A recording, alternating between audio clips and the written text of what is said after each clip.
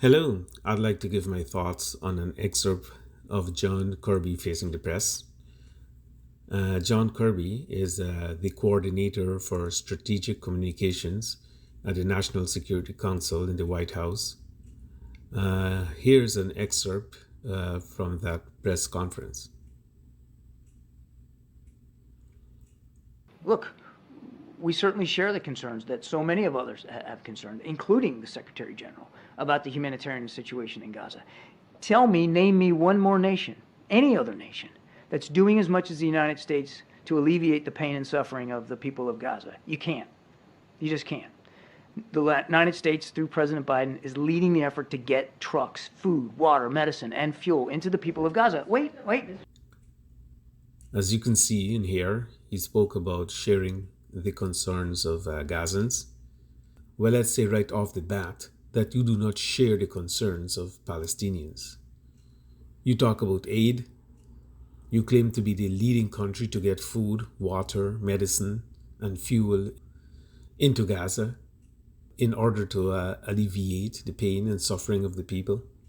In fact, your government, the USA, have directly caused the immense pain and suffering of the people of Gaza. And how is that?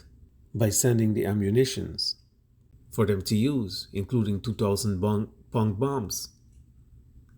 It was reported by CNN that in the first month alone of the bombing, satellite imagery revealed about 500 craters, each crater around the size of about 40 feet in diameter.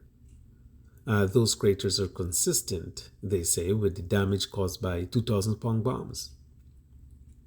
These bombs are capable of injuring people more than 1,000 feet away, and to put that into perspective, that's about the size of 3 football fields.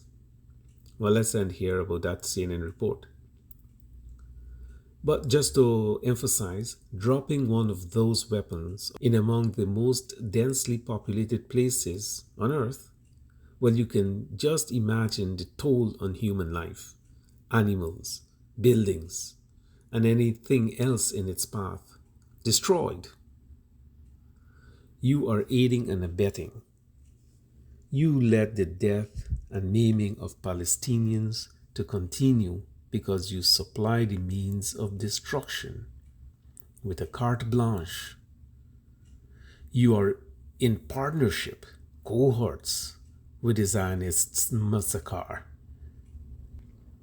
And hey, you let them do what they want. They have your unwavering support.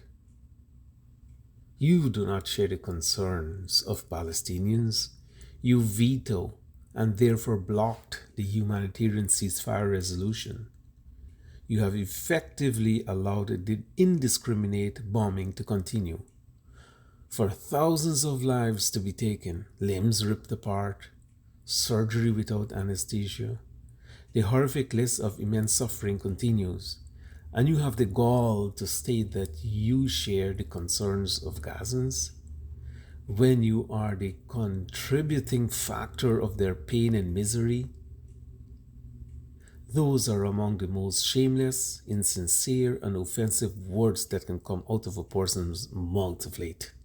Bombing women and children to smithereens, torturing of children in prison, intentionally targeting civilians, and you deliberately refrain from condemning these actions. Well, let me just say this. If giving some water to people that you gave the green light to destroy is having concern for them, then something is really wrong and vile within your world.